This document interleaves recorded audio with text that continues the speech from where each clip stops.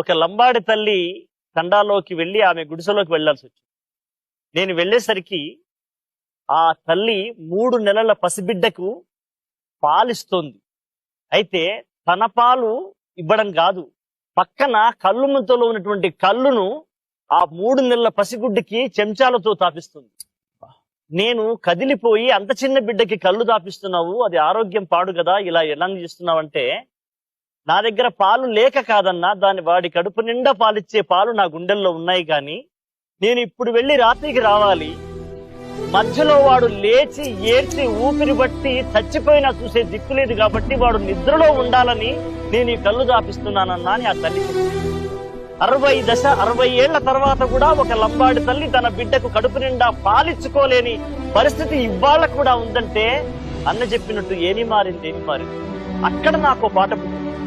లంబాడీ భాషలో